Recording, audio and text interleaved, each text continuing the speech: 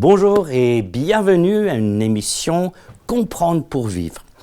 Aujourd'hui, nous allons regarder la résurrection de Jésus-Christ. La parole de Dieu nous dit clairement que Jésus-Christ est mort sur la croix, on le voit souvent sur la croix, mais il a été enterré et 3 jours après, il est ressuscité des morts. Jésus-Christ a dit de lui-même: « Je suis celui qui vit. J'étais mort et maintenant je vis à jamais. » Voyez-vous, la résurrection de Jésus-Christ, ce n'était pas une résurrection de la mort afin de mourir plus tard. Il vit à jamais. Et comme le sang et la mort nous pardonnent de nos péchés selon la parole de Dieu, c'est sa résurrection qui nous permet à recevoir toutes les promesses de Dieu par lui, parce qu'il est vivant. Et on voit également que sa résurrection n'était pas à cause de ses propres péchés, mais c'est nos péchés qui les a amenés à mourir, mais parce qu'il a accompli l'œuvre de Dieu, Dieu l'a ressuscité des morts. Et sa résurrection signifie également que Jésus-Christ peut tenir à sa promesse à nous. Laquelle? La promesse est celle-ci, qu'un jour, Jésus-Christ va nous ressusciter également et nous serons avec lui pour toujours. Il est la résurrection et la vie. Celui qui croit en moi, dit Jésus, ne mourra jamais. Et c'est la résurrection de Jésus-Christ qui fait qu'il est totalement et complètement unique dans toutes les religions du monde. On dit toujours que toutes les religions sont les mêmes. Ce n'est pas vrai. Car seul Jésus-Christ, Dieu s'est manifesté dans la chair, est venu dans ce monde, est mort pour les hommes, est ressuscité le 3e jour et il a remonté au ciel. Aucun autre homme a fait cela. Aucune autre religion nous promet la vie éternelle parce que Dieu est venu dans la chair. Et toutes les prophéties dans la parole montraient que sa mort allait se passer, mais sa résurrection aussi. Ils sont trop pour pouvoir les énumérer tous, mais vous pouvez regarder le psaume 22, vous pouvez regarder Ésaïe 53 qui parle de sa mort, mais qui parle aussi de sa résurrection. Ah, c'est merveilleux. Et il est important de noter que Jésus-Christ, quand il a porté l'évangile, quand il prêchait, il prédisait sa mort. Et il prédisait sa résurrection. Plus de 20 fois est-ce que Jésus a parlé du fait qu'il allait mourir, mais ressusciter 3 jours après. Et ensuite, on voit les exemples où Jésus-Christ s'est montré vivant. À 14 reprises, il se montre vivant à sa famille, à ses disciples, à ses amis. Jésus s'est montré vivant après 3 jours. Et à la fin, on est dit que plus de 500 personnes l'ont vu en une seule fois.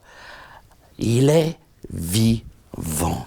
Et ce qui est merveilleux, c'est que le récit biblique est écrit où on ne peut que croire à ce qui est écrit. Vous savez pourquoi? Parce que les disciples doutaient. C'est écrit où il a de l'incrédulité, où Jésus, il a dû même dire « Mais touchez-moi, donnez-moi à manger ». Je ne suis pas un esprit, je suis vraiment ressuscité. C'est moi dans la chair, ressuscité. Et beaucoup de gens disent oui, mais c'est un faux témoignage. Il avait beaucoup de gens qui disaient ils ont été chercher Jésus-Christ, ils l'ont fait sortir et ensuite ils ont dit à tout le monde qu'il est ressuscité. Mais moi je dis, mais pour quel motif? Quel motif ferait qu'on va chercher Jésus, le sortir du tombeau et dire à tout le monde, il est ressuscité s'il ne l'est pas? De plus que c'était la prédication de la résurrection de Jésus-Christ qui faisait que des centaines de milliers de croyants sont morts en tant que martyrs parce qu'ils ne voulaient pas renier le message que Jésus est ressuscité des morts. Des centaines de milliers de personnes étaient prêtes à mourir pour ce qu'ils savaient être vrai. Jésus est mort, il est enterré, mais il est ressuscité des morts. Et c'est pourquoi moi je parle de Jésus. Je ne prendrai pas votre temps de vous parler de quelqu'un qui est mort. Un sauveur mort ne peut pas vous aider, mais un sauveur vivant, oui. Alléluia! Je suis un peu excité, mais c'est normal, c'est un si merveilleux message, celui que Jésus est vivant pour toujours. Et vous savez, les disciples ont prêché quoi? Ils ont prêché un Jésus vivant. Ils ont guéri au nom de Jésus. Ils ont fait des miracles au nom de Jésus. Ils ont chassé les démons au nom de Jésus. Et Pierre, à un moment donné, il a dit aux religieux, après avoir guéri quelqu'un qui était malade depuis sa jeunesse, il a dit « Sachez qu'au nom du Jésus-Christ de Nazareth, cet homme a été guéri. Ce même Jésus que vous avez crucifié, c'est lui qui a guéri cet homme. » Alléluia. Des millions de personnes aujourd'hui aussi témoignent d'avoir été guéris par Jésus. Comment est-ce que Jésus peut guérir quelqu'un aujourd'hui si ce n'est qu'il est ressuscité et qu'il est vivant? Nous avons même quelqu'un dans notre église, un frère, Alain, qui a eu un anévrisme cérébral. Il devait être mort. Tous les médecins disent « c'est fichu, c'est fini ». On a prié dans le nom de Jésus-Christ. Et maintenant, aujourd'hui, on appelle Alain l'homme miraculé de Dieu. Et il est en train de se rétablir de quelque chose que les médecins avaient dit était impossible. Pourquoi?